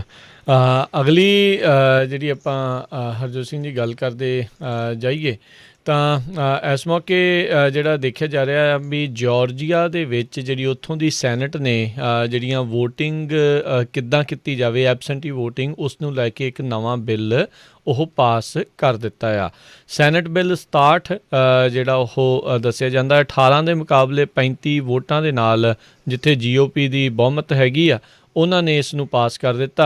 ਇਸ ਦੇ ਤਹਿਤ ਐਬਸੈਂਟੀ ਜਿੰਨੇ ਵੀ ਉੱਥੇ ਵੋਟ ਪਾਉਣੀ ਹੈਗੀ ਆ, ਉਸ ਨੂੰ ਹੁਣ ਆਪਣਾ ਜਿਹੜਾ either driving license number, state identification card ਜਾਂ ਫੋਟੋਕਾਪੀ ਕਿਸੇ ਵੀ ਤਰੀਕੇ ਦੀ ਆਈਡੈਂਟੀਫਿਕੇਸ਼ਨ ਵਾਲੀ ਜਿਹੜੀ ਅਪਰੂਵਡ ਫਾਰਮ ਦੀ ਆ, ਉਹ ਨਾਲ ਜਿਹੜੀ ਉਹ ਲਾਉਣੀ ਪਵੇਗੀ। ਸੋ ਬਿੱਲ ਦੇ ਵਿੱਚ ਬਿੱਲ ਨੂੰ ਆਲਰੇਡੀ ਜਿਹੜੇ ਡੈਮੋਕ੍ਰੇਟਸ ਆ ਉਹਨਾਂ ਨੇ ਇਸ ਦੇ ਵਿੱਚ ਵਿਰੋਧ ਕੀਤਾ ਹੈ, ਅਤੇ ਵੋਟਿੰਗ ਰਾਈਟ ਗਰੁੱਪਸ ਆ ਉਹਨਾਂ ਨੇ ਵੀ ਇਸ ਦਾ ਜਿਹੜਾ ਇਸ 'ਚ ਵਿਰੋਧ ਕੀਤਾ ਹੈਗਾ ਆ। ਕਹਿੰਦੇ ਵੀ ਇਹ ਕਰਨ ਦੇ ਨਾਲ ਬਹੁਤ ਸਾਰੇ ਜਿਹੜੇ ਵੋਟਰਸ ਆ ਉਹਨਾਂ ਦੇ ਲਈ ਮੁਸ਼ਕਿਲ ਆਉਣਗੀਆਂ, ਕਿਉਂਕਿ ਕਹਿੰਦੇ ਬਹੁਤ ਸਾਰੇ ਅਜਿਹੇ ਵੋਟਰ ਨੇ ਅਮਰੀਕਾ 'ਚ ਜਿਨ੍ਹਾਂ ਦੇ ਕੋਲ ਡਰਾਈਵਿੰਗ ਲਾਇਸੈਂਸ ਜਾਂ ਸਟੇਟ ਆਈਡੈਂਟੀਫਿਕੇਸ਼ਨ ID ਵੀ ਜਿਹੜਾ ਉਹ ਨਹੀਂ ਹੈਗਾ। ਬਹੁਤ ਸਾਰੇ ਸੂਬਿਆਂ ਦੇ ਵਿੱਚ ਆਲਰੇਡੀ ਇਹ ਚੀਜ਼ਾਂ ਜਿਹੜੀਆਂ ਰਿਕੁਆਇਰਡ ਹੈਗੀਆਂ ਨੇ, ਅਤੇ ਜਾਰਜੀਆ ਦੇ ਵਿੱਚ ਇਸ ਚੀਜ਼ ਦੀ ਰਿਕੁਆਇਰਮੈਂਟ ਪਹਿਲੋਂ ਨਹੀਂ ਸੀ, ਅਤੇ ਹੁਣ ਇਹ ਬਿੱਲ ਜਿਹੜਾ GOP ਦੀ ਜਿਹੜੀ ਉੱਥੇ GOP ਦੀ ਬਹੁਮਤ ਵਾਲੀ ਜਿਹੜੀ ਸੈਨੇਟ ਉਹਨਾਂ ਨੇ ਇਹ ਪਾਸ ਕਰ ਦਿੱਤਾ ਆ। ਸੋ ਹੁਣ ਇਹ ਹਾਊਸ ਦੇ ਵਿੱਚ ਉੱਥੇ ਜਾਊਗਾ, ਅਤੇ ਜੇ ਹਾਊਸ ਦੇ ਵਿੱਚ ਵੀ ਇਹ ਪਾਸ ਹੋ ਜਾਂਦਾ ਤਾਂ ਫਿਰ ਉੱਥੋਂ ਦੇ ਜਿਹੜੇ ਗਵਰਨਰ ਆ ਇਸ ਨੂੰ ਜਿਹੜਾ ਆ ਉਹ ਕਾਨੂੰਨ ਦੇ ਵਿੱਚ ਸਾਈਨ ਕਰਕੇ ਤਬਦੀਲ ਕਰ ਸਕਦੇ ਨੇ। ਜੀ, ਅਗਲੀ ਖਬਰ ਸ਼ਿਕਾਗੋ ਤੋਂ ਆ ਰਹੀ ਹੈ, ਜਿੱਥੇ ਕਿ ਇੱਕ ਕਲੀਨਿਕ ਨੇ ਆਪਣੇ ਕਸਟਮਰ ਨੂੰ ਜਿਹੜਾ ਬਿੱਲ ਭੇਜ ਦਿੱਤਾ $200 ਦਾ, ਜਦੋਂ ਉਸਨੇ COVID-19 ਦਾ ਜਿਹੜਾ ਵੈਕਸੀਨ ਲਵਾਇਆ। ਉਸ ਤੋਂ ਬਾਅਦ ਜਿਹੜੀ ਹੈ ਇਹ ਜਿਹੜੀ ਸਮਹਾਓ ਨਿਊਜ਼ ਬਣ ਗਈ, ਅਤੇ ਉਹ ਸ਼ਿਕਾਗੋ ਹੈਲਥ ਆਫਿਸਰ ਦੇ ਕੋਲ ਚਲੇ ਗਈ, ਅਤੇ ਸ਼ਿਕਾਗੋ ਦੇ ਪਬਲਿਕ ਹੈਲਥ ਕਮਿਸ਼ਨਰ ਜਿਹੜੇ ਡਾਕਟਰ ਐਲੀਸਨ ਆਰਵੈਡੀ ਆ, ਉਹਨਾਂ ਨੇ ਇਹ ਕਿਹਾ ਵੀ ਕੋਈ ਵੀ ਜਿਹੜੀ ਆਰਗੇਨਾਈਜੇਸ਼ਨ ਆ ਜਿਹੜੀ ਵੈਕਸੀਨ ਲਾ ਰਹੀ ਆ, ਉਹ ਕਿਸੇ ਤਰ੍ਹਾਂ ਦਾ ਬਿੱਲ ਨਹੀਂ ਕਰ ਸਕਦੀ ਹੈਗੀ ਕਸਟਮਰ ਨੂੰ। ਹਾਂ, ਜੇ ਅਗਲੇ ਦੇ ਕੋਲ ਇੰਸ਼ੋਰੈਂਸ ਹੈਗੀ ਆ, ਇੰਸ਼ੋਰੈਂਸ ਨੂੰ ਉਹ ਬਿੱਲ ਕਰ ਸਕਦੀ ਆ ਐਡਮਿਨਿਸਟ੍ਰੇਟਿਵ ਚਾਰਜਸ ਦੇ ਲਈ। ਸੋ ਜੇਮੀ ਜੈਂਟਰੀ ਨਾਮ ਦੀ ਜਿਹੜਾ ਇਹ ਬੰਦਾ ਸੀਗਾ, ਇਸ ਨੂੰ $200 ਦਾ ਜਿਹੜਾ ਬਿੱਲ ਆਇਆ ਸੀ, ਸੋ ਇਸ ਤੋਂ ਬਾਅਦ ਹੁਣ ਸ਼ਿਕਾਗੋ ਦੀ ਜਿਹੜੀ ਹੈਲਥ ਡਿਪਾਰਟਮੈਂਟ ਆ ਉਹਨਾਂ ਨੇ ਸਾਰਿਆਂ ਨੂੰ ਸਰਕੂਲਰ ਜਾਰੀ ਕੀਤਾ ਵੀ ਕੋਈ ਵੀ ਜਿਹੜੀ ਆਰਗੇਨਾਈਜੇਸ਼ਨ ਆ ਜਿਸ ਤਰ੍ਹਾਂ ਜਿੱਥੇ ਜਿੱਥੇ ਵੀ ਹੋ ਰਿਹਾ ਆ ਸੇਫਵੇ ਜਾਂ ਹੋਰ ਜਿਹੜੀਆਂ ਕੰਪਨੀਆਂ ਲਾ ਰਹੀਆਂ ਹੈਗੀਆਂ ਵੈਕਸੀਨ, ਉਹ ਕਿਸੇ ਤਰ੍ਹਾਂ ਦਾ ਕਿਸੇ ਵੀ ਕਸਟਮਰ ਨੂੰ ਪੈਸੇ ਨਹੀਂ ਚਾਰਜ ਕਰ ਸਕਦੇ, ਚਾਹੇ ਉਹਨਾਂ ਕੋਲ ਇੰਸ਼ੋਰੈਂਸ ਹੈਗੀ ਆ ਜਾਂ ਨਹੀਂ। ਜੀ ਜੀ। ਨਦਰਨ ਕੈਲੀਫੋਰਨੀਆ ਦੇ ਵਿੱਚ ਇੱਕ ਮਾੜੀ ਖਬਰ ਆ ਰਹੀ ਸੀ, ਨੇਵੀ ਦਾ ਵੈਟਰਨ ਜਿਹੜਾ ਕਿ ਇੱਕ ਮੈਂਟਲ ਬ੍ਰੇਕਡਾਊਨ ਜਿਸ ਦਾ ਇੱਕ ਹਿਸਾਬ ਦੇ ਨਾਲ ਹੋਇਆ ਸੀ, ਪੈਰਾਨੋਇਆ ਦਾ ਕਹਿੰਦੇ ਉਸ ਨੂੰ ਇੱਕ ਹਿਸਾਬ ਨਾਲ ਦੌਰਾ ਪਿਆ ਸੀਗਾ। ਉਸ ਤੋਂ ਬਾਅਦ ਦੇ ਵਿੱਚ ਉਸ ਦੇ ਪਰਿਵਾਰ ਨੇ ਪੁਲਿਸ ਵਾਲਿਆਂ ਨੂੰ ਕਾਲ ਕੀਤੀ। ਇਹ ਦਸੰਬਰ 23 ਦੀ ਪਿਛਲੇ ਸਾਲ ਦੀ ਜਿਹੜੀ ਇਹ ਗੱਲ ਹੈਗੀ ਆ। ਉੱਥੇ ਪੁਲਿਸ ਵਾਲੇ ਆਏ, ਉਹਨਾਂ ਨੇ ਜਿਹੜਾ ਇਸ ਨੂੰ ਕਾਬੂ ਕਰਨ ਦੇ ਲਈ ਇਸ ਦੇ ਉੱਤੇ ਰੱਖਿਆ। ਇੱਕ ਆਫਿਸਰ ਨੇ ਕਹਿੰਦੇ ਇਸ ਦੀਆਂ ਲੱਤਾਂ ਫੜ ਕੇ ਰੱਖੀਆਂ, ਦੂਜੇ ਨੇ ਇਹਦੀ ਜਿਹੜੀ ਆ ਉਹ ਗਿੱਚੀ ਦੇ ਉੱਤੇ ਫਿਰ ਗੋਡਾ ਜਿਹੜਾ ਉਹ ਧਰ ਰੱਖਿਆ ਸੀ। 5 ਮਿੰਟ ਤੱਕ ਕਹਿੰਦੇ ਤਕਰੀਬਨ ਉਸਨੇ ਗੋਡਾ ਧਰੀ ਰੱਖਿਆ, ਜਿਸ ਤੋਂ ਬਾਅਦ ਦੇ ਵਿੱਚ ਉਹ ਬੇਹੋਸ਼ ਹੋ ਗਿਆ। ਫਿਰ ਐਂਬੂਲੈਂਸ ਬੁਲਾਈ ਗਈ ਅਤੇ ਹਸਪਤਾਲ 'ਚ ਉਸ ਨੂੰ ਜ਼ੇਰੇ ਇਲਾਜ ਰੱਖਿਆ ਗਿਆ, ਪਰ 3 ਦਿਨਾਂ ਬਾਅਦ ਉਸ ਦੀ ਮੌਤ ਹੋ ਗਈ। ਕਹਿੰਦੇ ਜਿਸ ਟਾਈਮ ਦੇ ਉੱਤੇ ਇਸ ਨੂੰ ਗਰਾਊਂਡ ਦੇ ਉੱਤੇ ਪਾਇਆ ਹੋਇਆ ਸੀ, ਇਹ ਕਹਿ ਰਿਹਾ ਸੀਗਾ ਵੀ ਮੈਨੂੰ ਮਾਰੋ ਨਹੀਂ, ਪਲੀਜ਼ ਡੋਂਟ ਕਿਲ ਮੀ, ਪਰ ਉਸ ਨੂੰ ਹੈਂਡਕਫ ਵੀ ਕੀਤਾ ਹੋਇਆ ਸੀਗਾ ਅਤੇ ਆਫਸਰ ਨੇ ਜਿਹੜੀ ਉਹ ਨੀਂਹ ਰੱਖੀ ਹੋਈ ਸੀ। ਸਭ ਨੂੰ ਯਾਦ ਹੋਣਾ ਜਾਰਜ ਫਲੋਇਡ ਦੇ ਮਸਲੇ ਦੇ ਵਿੱਚ ਵੀ ਕੁਛ ਅਜਿਹਾ ਹੀ ਜਿਹੜਾ ਆਪਾਂ ਨੂੰ ਦੇਖਣ ਨੂੰ ਇਹ ਮਿਲਿਆ ਸੀਗਾ ਅਤੇ ਇਹ ਐਂਟੀਓਕ ਦੇ ਵਿੱਚ ਇਹ ਘਟਨਾ ਵਾਪਰੀ ਸੀਗੀ। ਉਹ ਦੇਖੋ ਨੇਵੀ ਦਾ ਇਹ ਵੈਟਰਨ ਸੀਗਾ ਅਤੇ ਇਸ ਤਰੀਕੇ ਦੇ ਨਾਲ ਇਸ ਦੀ ਬਾਅਦ ਦੇ ਵਿੱਚ ਮੌਤ ਹੋ ਗਈ ਆ। ਅਤੇ ਹੁਣ ਉਸ ਦੇ ਪਰਿਵਾਰ ਨੇ ਲੀਗਲ ਜਿਹੜਾ ਕਲੇਮ ਆ ਐਂਟੀਓਕ ਪੁਲਿਸ ਡਿਪਾਰਟਮੈਂਟ ਦੇ ਖਿਲਾਫ ਬੀਤੇ ਹਫ਼ਤੇ ਹੀ ਜਿਹੜੀ ਉਹ ਫਾਈਲ ਕੀਤੀ ਆ। 45 ਦਿਨ ਦਾ ਜਿਹੜਾ ਸਮਾਂ ਹੋਵੇਗਾ ਐਂਟੀਓਕ ਪੁਲਿਸ ਡਿਪਾਰਟਮੈਂਟ ਨੂੰ ਇਸ ਕਲੇਮ ਦੇ ਖਿਲਾਫ ਜਿਹੜਾ ਉਹ ਰਿਸਪੌਂਡ ਕਰਨ ਦੇ ਲਈ। ਇਹ ਬਹੁਤ ਹੀ ਮੰਦਭਾਗੀ ਘਟਨਾ ਜਿਹੜੀ ਇਹ ਵਾਪਰੀ ਸੀਗੀ। ਸੋ ਯਾਦ ਹੋਣਾ ਹਰਜੋਤ ਸਿੰਘ ਜੀ, ਕੁਛ ਵਰ੍ਹੇ ਪਹਿਲਾਂ ਆਪਣਾ ਇੱਕ ਪੰਜਾਬੀ ਜਿਹੜਾ ਆ army veteran, I think Parminder Singh Shergill ਉਹਨਾਂ ਦਾ ਨਾਮ ਸੀਗਾ, ਲੋੜਾਈ ਦੇ ਵਿੱਚ ਸੀਗੇ। ਉਹ ਵੀ ਇਸ ਤਰੀਕੇ ਦੇ ਨਾਲ ਮਾਨਸਿਕ ਤੌਰ ਦੇ ਉੱਤੇ ਪਰੇਸ਼ਾਨ ਸੀਗੇ। ਪਰਿਵਾਰ ਵਾਲਿਆਂ ਨੇ ਤਾਂ ਉਸ ਦੀ ਮਦਦ ਦੇ ਲਈ ਉਦੋਂ ਪੁਲਿਸ ਨੂੰ ਬੁਲਾਇਆ ਸੀਗਾ, ਪਰ ਉਸ ਦੇ ਹੱਥ ਦੇ ਵਿੱਚ ਇਹ ਪੁਲਿਸ ਨੇ ਕਿਹਾ ਗਿਆ ਵੀ ਕਿਉਂਕਿ ਉਹ ਚਾਕੂ ਸੀਗਾ, ਉਹਨਾਂ ਨੇ ਉਸ ਨੂੰ ਗੋਲੀ ਮਾਰ ਕੇ ਜਿਹੜੀ ਉਸ ਦੀ ਹੱਤਿਆ ਜਿਹੜੀ ਉਹ ਹੋ ਗਈ ਸੀ। ਇਹ ਨਹੀਂ ਪਤਾ ਵੀ ਉਸ ਮਾਮਲੇ ਦੇ ਵਿੱਚ ਪਰਿਵਾਰ ਨੂੰ ਕੋਈ ਇਨਸਾਫ ਮਿਲ ਸਕਿਆ ਕਿ ਨਹੀਂ, ਪਰ ਜੋ ਹੁਣ ਤੱਕ ਹੁੰਦਾ ਆਇਆ ਆ, ਘੱਟ ਹੀ ਦੇਖਿਆ ਗਿਆ ਆ ਵੀ ਪੁਲਿਸ ਵਾਲਿਆਂ ਦੇ ਖਿਲਾਫ ਜਿਹੜੇ ਕਿਸੇ ਤਰੀਕੇ ਦੇ ਜਿਹੜੇ ਚਾਰਜਿਸ ਆ ਉਹ ਘੱਟ ਫਾਈਲ ਹੁੰਦੇ ਨੇ। ਜਿਸ ਮਸਲੇ ਦਾ ਰੌਲਾ ਜ਼ਿਆਦਾ ਪੈਂਦਾ ਆ ਉਸ ਦੇ ਵਿੱਚ ਮੇਬੀ ਚਾਰਜਿਸ ਜਿਹੜੇ ਫਾਈਲ ਹੋ ਜਾਣ, ਅਤੇ ਪਰ ਅਦਰਵਾਈਜ਼ ਬਹੁਤ ਘੱਟ ਜਿਹੜਾ ਉਹ ਦੇਖਿਆ ਜਾਂਦਾ ਆ। ਜੀ, ਅਗਲੀ ਖਬਰ ਵੱਲ ਚੱਲੀਏ। ਜਿਹੜਾ USPS ਦੇ ਹੈੱਡ ਹੈਗੇ ਆ ਲੂਇਸ ਡੀ ਜੋਏ, ਉਹਨਾਂ ਦੀ ਜਿਹੜੀ ਜੌਬ ਆ ਕਾਫੀ ਇਸ ਵੇਲੇ ਖਤਰੇ ਦੇ ਵਿੱਚ ਹੈਗੀ ਆ, ਕਿਉਂਕਿ ਡੈਮੋਕ੍ਰੇਟਸ ਕਾਫੀ ਅਪਸੈਟ ਹੈਗੇ ਆ। ਨਵੰਬਰ ਮਹੀਨੇ ਦੇ ਵਿੱਚ ਕਹਿੰਦੇ ਵੀ ਜਾਣ ਬੁੱਝ ਕੇ ਜਿਹੜੀ ਮੇਲ ਸੀਗੀ ਉਸ ਨੂੰ ਡਿਲੇ ਕਰਵਾਇਆ ਗਿਆ ਇਹਨਾਂ ਵੱਲੋਂ, ਪਰ ਉਹਨਾਂ ਨੂੰ ਹੁਣ ਕਿਸ ਤਰ੍ਹਾਂ ਰਿਮੂਵ ਕੀਤਾ ਜਾਵੇ ਇਹ ਵੀ ਜਿਹੜੀ ਡੈਮੋਕ੍ਰੇਟਸ ਦੇ ਲਈ ਸਿਰਦਰਦੀ ਆ, ਕਿਉਂਕਿ ਕਹਿੰਦੇ ਜਿਹੜੇ ਬੋਰਡ ਆਫ ਗਵਰਨਰਸ ਆ ਪੋਸਟਲ ਸਰਵਿਸ ਦੇ, ਉਹ ਹੀ ਜਿਹੜੇ ਆ ਇਹਨਾਂ ਨੂੰ ਰਿਮੂਵ ਕਰ ਸਕਦੇ ਆ ਆਪਣੀ ਪੋਜੀਸ਼ਨ ਦੇ ਉੱਤੋਂ। ਤੇ ਹੁਣ ਦੇਖਦੇ ਆ, ਪਰ ਪੋਸਟ ਆਫਿਸ ਜਿਹੜਾ ਫਾਈਨੈਂਸ਼ੀਅਲੀ ਕਾਫੀ ਬੈਡ ਸਿਚੁਏਸ਼ਨ 'ਚ ਆ, ਕਿਉਂਕਿ 1 ਸਾਲ ਤੋਂ ਨਹੀਂ ਕਈ ਸਾਲਾਂ ਦੇ ਉੱਤੋਂ। ਜੀ ਬਿਲਕੁਲ। ਬੋਰਡ ਦੇ ਵਿੱਚ ਕਹਿੰਦੇ 3 ਥਾਂ ਅਜੇ ਖਾਲੀ ਨੇ। ਸੋ ਜਿਹੜੇ ਡੈਮੋਕ੍ਰੇਟਸ ਆ ਉਹ ਪ੍ਰੈਜ਼ੀਡੈਂਟ ਨੂੰ ਕਹਿ ਰਹੇ ਆ ਵੀ ਇਸ ਨੂੰ ਜਲਦੀ ਭਰੋ ਤਾਂ ਜੋ ਜਿਹੜਾ ਉਹ ਲਾਇਆ ਜਾਵੇ। ਪੋਸਟ ਮਾਸਟਰ ਜਨਰਲ ਨੂੰ ਪ੍ਰੈਜ਼ੀਡੈਂਟ ਡਾਇਰੈਕਟਲੀ ਜਿਹੜਾ ਆ ਉਹ ਲਾ ਨਹੀਂ ਸਕਦਾ, ਉਹ ਨੋਮੀਨੇਟ ਜਿਹੜਾ ਕਿਸੇ ਨੂੰ ਕਰ ਸਕਦੇ। ਇਨ ਦੀ ਐਂਡ ਬੋਰਡ ਨੇ ਹੀ ਜਿਹੜਾ ਇਸ ਨੂੰ ਮਨਜ਼ੂਰੀ ਦੇਣੀ ਹੁੰਦੀ ਆ ਜਾਂ ਜਿਹੜਾ ਉਸ ਨੂੰ ਉਹ ਲਾਉਣਾ ਹੁੰਦਾ ਆ। ਸੋ ਹੁਣ ਤੁਸੀਂ ਦੇਖੋ ਨਾ ਵੀ ਪੋਸਟ ਆਫਿਸ ਦੀ ਯੂਨੀਅਨ ਆ, ਤੇ ਯੂਨੀਅਨਸ ਕਾਫੀ ਵੱਡੀ ਗਿਣਤੀ 'ਚ ਉਹਨਾਂ ਨੇ ਬਾਈਡਨ ਉਹਨਾਂ ਨੂੰ ਸਪੋਰਟ ਕੀਤਾ ਹੈਗਾ, ਪਰ ਪੋਸਟ ਆਫਿਸ ਦੀ ਜੇ ਫਾਈਨੈਂਸ਼ੀਅਲ ਸਿਚੁਏਸ਼ਨ ਦੱਸਦੀ ਜਾਈਏ, ਜੇ ਉਹ ਪ੍ਰਾਈਵੇਟ ਕੰਪਨੀ ਹੁੰਦੀ ਤਾਂ ਕਦ ਦੀ ਬੰਦ ਹੋਈ ਹੁੰਦੀ।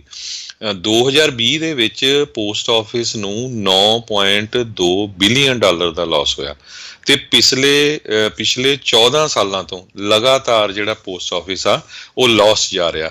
ਪਰ ਪੋਸਟ ਆਫਿਸ ਤੋਂ ਕਿਤੇ ਬਾਅਦ ਦੇ ਵਿੱਚ ਸ਼ੁਰੂ ਹੋਈਆਂ ਕੰਪਨੀਆਂ UPS ਉਹ ਜਿਹੜੀਆਂ ਆ ਕਾਫੀ ਪ੍ਰੋਫਿਟ ਦੇ ਵਿੱਚ ਜਾ ਰਹੀਆਂ ਹੈਗੀਆਂ। ਰੀਜ਼ਨ ਉਹਦੇ ਵਿੱਚ ਇਹ ਆ ਕਿਉਂਕਿ ਜਿਹੜੇ UPS FedEx ਵਾਲੇ ਉਹ ਸਿਰਫ ਮਹਿੰਗੀਆਂ ਚੀਜ਼ਾਂ ਜਿਹੜੀਆਂ ਕਰਦੇ ਨੇ, ਇਹ ਜਿਹੜਾ USPS ਜਦੋਂ ਸ਼ੁਰੂ ਹੋਇਆ ਸੀ ਉਹ ਐਜ਼ ਇੱਕ ਅਮਰੀਕਨ ਲੋਕਾਂ ਨੂੰ ਸਰਵਿਸ ਦੇ ਵਜੋਂ ਸੀ, ਇਹ ਇੱਕ ਇੰਡਸਟਰੀ ਦੇ ਵਜੋਂ ਨਹੀਂ ਸੀ ਇਸ ਨੂੰ ਜਿਹੜਾ ਉਹ ਚਾਲੂ ਕੀਤਾ ਗਿਆ।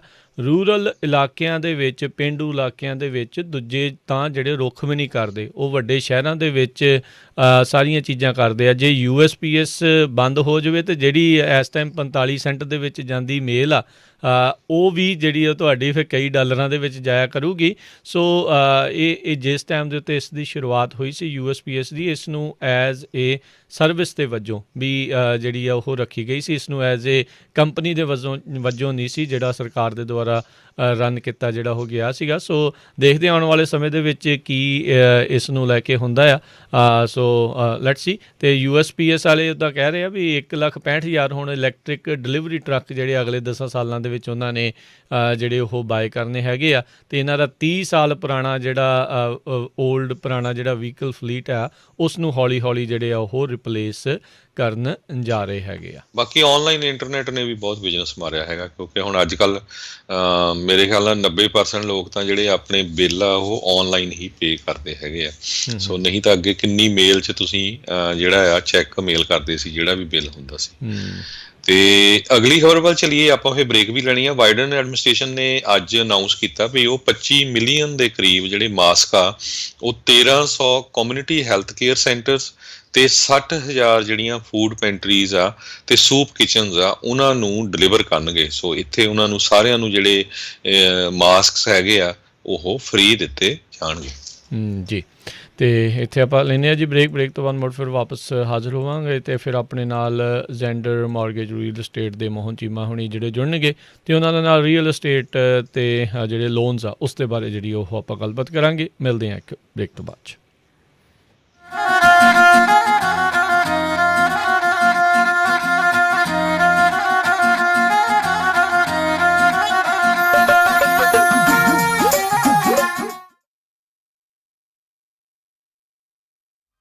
ਤੁਸੀਂ ਸੁਣ ਰਹੇ ਹੋ Punjabi radio USA KCVR 1570 AM Stockton Modesto, KOBO Yuba City 1450 AM, KIID Sacramento 1470 AM, KWRU Fresno 1300 AM, KLHC Bakersfield 1350।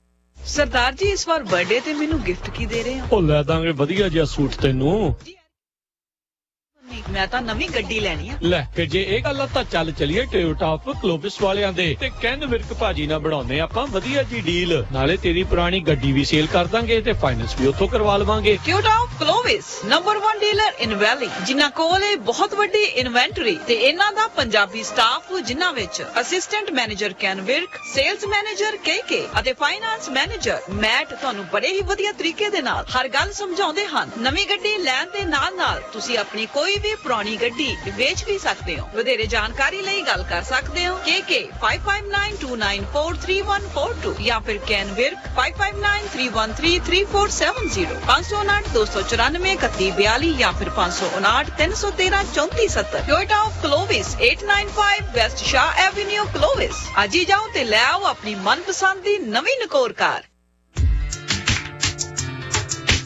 Fresno ਇਲਾਕੇ ਦੇ ਵਿੱਚ ਲੰਮੇ ਸਮੇਂ ਤੋਂ ਤੁਹਾਡੀ ਸੇਵਾ ਦੇ ਵਿੱਚ ਪਾਲਿਕਾ ਬਾਜ਼ਾਰ ਫ੍ਰੈਜ਼ਨੋ। ਇੱਥੋਂ ਤੁਸੀਂ ਹਰ ਤਰ੍ਹਾਂ ਦੀ ਗਰੋਸਰੀ, ਤਾਜ਼ਾ ਸਬਜ਼ੀਆਂ ਲੈ ਸਕਦੇ ਹੋ। ਆਪਣੀਆਂ ਤਾਜ਼ਾ ਮਠਿਆਈਆਂ ਦੇ ਲਈ ਪੂਰੇ ਫ੍ਰੈਜ਼ਨੋ ਤੇ ਕੈਲੀਫੋਰਨੀਆ ਦੇ ਵਿੱਚ ਜਾਣੇ ਜਾਂਦੇ ਹਨ। ਪਾਲਿਕਾ ਬਾਜ਼ਾਰ ਫ੍ਰੈਜ਼ਨੋ। ਇਹਨਾਂ ਦੇ ਸਟੋਰ ਦੇ ਵਿੱਚ ਰੈਸਟੋਰੈਂਟ ਵੀ ਹੈ ਜਿੱਥੋਂ ਤੁਸੀਂ ਹਰ ਤਰ੍ਹਾਂ ਦਾ ਖਾਣਾ ਲੈ ਸਕਦੇ ਹੋ। ਬੈਠ ਕੇ ਖਾਓ ਜਾਂ ਟੂ ਗੋ ਲੈ ਕੇ ਜਾਓ। ਟਰੱਕ ਡਰਾਈਵਰ ਵੀਰਾਂ ਦੇ ਲਈ ਵਿਸ਼ੇਸ਼ ਰੋਟੀ ਦਾ ਪ੍ਰਬੰਧ ਹੈ। ਪਹੁੰਚਣ ਤੋਂ ਪਹਿਲਾਂ ਆਰਡਰ ਕਰ ਸਕਦੇ ਹੋ। ਫੂਡ ਆਰਡਰ ਕਰਨ ਦੇ ਲਈ ਹੋਰ ਜਾਣਕਾਰੀ ਲਈ ਕਾਲ ਪਾਲਿਕਾ ਬਾਜ਼ਾਰ 559-237-3333 5592373333। ਹਾਈਵੇ 99 ਦੇ ਕਲਿੰਟਨ ਵਾਲੇ ਐਗਜ਼ਿਟ ਤੇ ਮਾਰਕਸ ਅਤੇ ਕਲਿੰਟਨ ਦੇ ਕਾਰਨਰ ਤੇ 2438 ਨਾਰਥ ਮਾਰਕਸ ਐਵੀਨਿਊ ਫ੍ਰੈਜ਼ਨੋ। ਪਾਲਿਕਾ ਬਾਜ਼ਾਰ।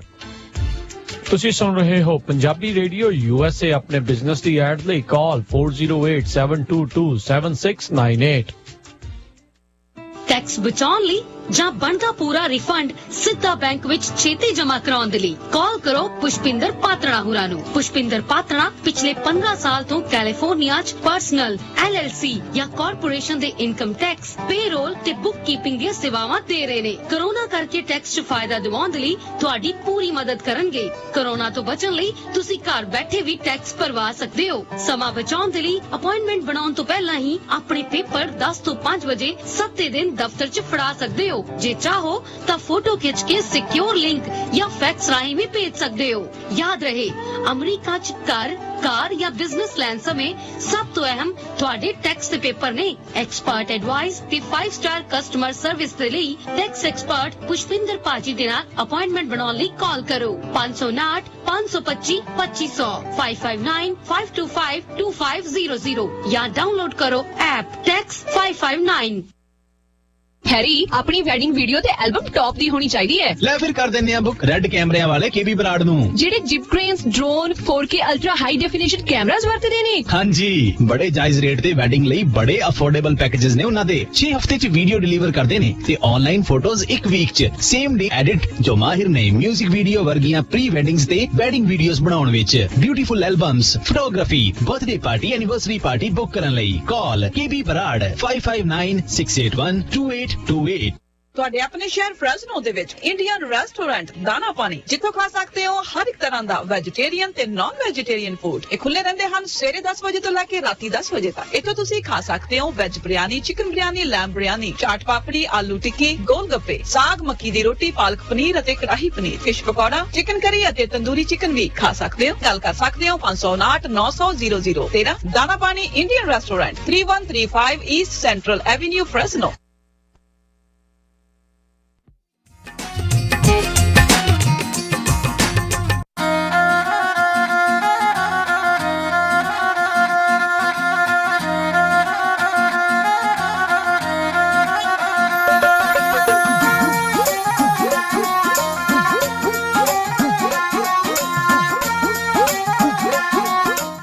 ਪੰਜਾਬੀ ਰੇਡੀਓ USA ਸੁਣ ਰਹੇ ਸਾਰੇ ਸਰੋਤਿਆਂ ਨੂੰ ਇੱਕ ਵਾਰੀ ਫੇਰ ਨਿੱਘੇ ਜੀ ਆਇਆਂ ਨੂੰ। ਸਭ ਦਾ ਸਵਾਗਤ ਹੈ ਸਰੋਤਿਓ ਪ੍ਰੋਗਰਾਮ ਦੇ ਵਿੱਚ। ਪ੍ਰੋਗਰਾਮ ਚੱਲ ਰਿਹਾ ਜੀ ਅਪਡੇਟ ਅਮਰੀਕਾ। ਹਰਜੋਤ ਸਿੰਘ ਜੀ, ਜੀ ਆਇਆਂ ਨੂੰ ਸਵਾਗਤ ਹੈ ਜੀ। ਸਤਿ ਸ਼੍ਰੀ ਅਕਾਲ। ਸਤਿ ਸ਼੍ਰੀ ਅਕਾਲ, ਧੰਨਵਾਦ ਜੀ ਆਇਆਂ ਨੂੰ ਜੀ। ਤੇ ਆਪਣੇ ਨਾਲ ਹੁਣ ਜ਼ੈਂਡਰ ਮਾਰਗੇਜ ਅਤੇ ਰੀਅਲ ਸਟੇਟ ਤੋਂ ਇਸ ਟਾਈਮ ਜੁੜ ਚੁੱਕੇ ਹੋਏ ਨੇ ਮੋਹਨ ਚੀਮਾ ਜੀ। ਮੋਹਨ ਜੀ, ਜੀ ਆਇਆਂ ਨੂੰ ਸਵਾਗਤ ਹੈ। ਸਤਿ ਸ਼੍ਰੀ ਅਕਾਲ ਜੀ। ਜੀ ਰਾਜਕਰਨ ਭਾਜੀ, ਤੁਹਾਨੂੰ ਖਾਲਸਾ ਭਾਜੀ ਤੇ ਸਭ ਤੁਹਾਡੇ ਸਰੋਤਿਆਂ ਨੂੰ ਮੇਰੇ ਵੱਲੋਂ ਪਿਆਰ ਭਰੀ ਸਤਿ ਸ਼੍ਰੀ ਅਕਾਲ ਜੀ। ਜੀ ਸਤਿ ਸ਼੍ਰੀ ਅਕਾਲ ਜੀ। ਤੇ ਇਸ ਤੋਂ ਪਹਿਲਾਂ ਆਪਾਂ ਗੱਲਬਾਤ ਸ਼ੁਰੂ ਕਰੀਏ ਮੋਹਨ ਚੀਮਾ ਜੀ, ਆਪਣੀਆਂ ਆਈਡੀਜ਼ ਸ਼ੇਅਰ ਕਰ ਦਿਓ ਜੀ। ਜੀ ਵੀਰ ਜੀ, ਹਾਂਜੀ। ਸੋ ਜਿਹੜੀ ਸਾਡੀ ਲੋਨ ਦੀ ਆਈਡੀ ਹੈਗੀ ਹੈ ਜੀ, ਉਹ ਹੈਗੀ ਹੈ NMLS ਆਈਡੀ ਨੰਬਰ 698952। ਤਾਂ ਸਾਡੀ ਜਿਹੜੀ ਰੀਅਲ ਸਟੇਟ ਦੀ ਆਈਡੀ ਨੰਬਰ ਹੈਗੀ ਮੇਰੀ, ਉਹ ਹੈਗੀ ਜੀ 02067197। ਇਹ ਜ਼ੈਂਡਰ ਮਾਰਗੇਜ ਅਤੇ ਜ਼ੈਂਡਰ ਰੀਅਲ ਸਟੇਟ ਕੰਪਨੀ ਹੈਗੀ ਜੀ। ਸੋ ਮੋਹਨ ਚੀਮਾ ਜੀ, ਗੱਲਬਾਤ ਸ਼ੁਰੂ ਕਰਦੇ ਜਾਈਏ। ਇਹ ਇਸ ਟਾਈਮ ਚਰਚਾ ਜਾਂ ਦੇਖਣ ਨੂੰ ਮਿਲ ਰਿਹਾ ਵੀ ਰੇਟਸ ਜਿਹੜੇ ਉਹ ਹੌਲੀ ਹੌਲੀ ਵੱਧ ਰਹੇ ਨੇ, ਇਨਕਰੀਜ਼ ਹੋ ਰਹੇ ਨੇ।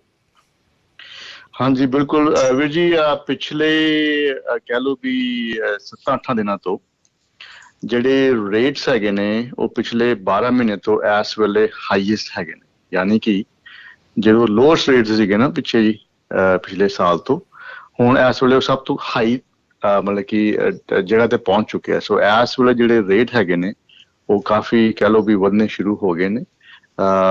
ਫਿਰ ਵੀ ਮੈਂ ਇਹ ਕਹਿਣਾ ਚਾਹੂੰਗਾ ਵੀ ਹਲੇ ਵੀ ਕਈਆਂ ਦਾ ਜਿਨ੍ਹਾਂ ਦੇ ਹਜੇ ਰੀਫਾਈਨੈਂਸ ਨਹੀਂ ਹੋਏ ਘਰ, ਜਾਂ ਜਿਨ੍ਹਾਂ ਨੇ ਹਜੇ ਕਰਾਉਣੇ ਸੀਗੇ, ਕਈਆਂ ਦੇ ਤਾਂ ਪਿਛਲੇ ਮਹੀਨੇ ਜਿਹਨਾਂ ਦੇ ਰੇਟ ਲੌਕ ਹੋ ਗਏ ਸੀਗੇ, ਦੇ ਆਰ ਫਾਈਨ, ਹਨਾ।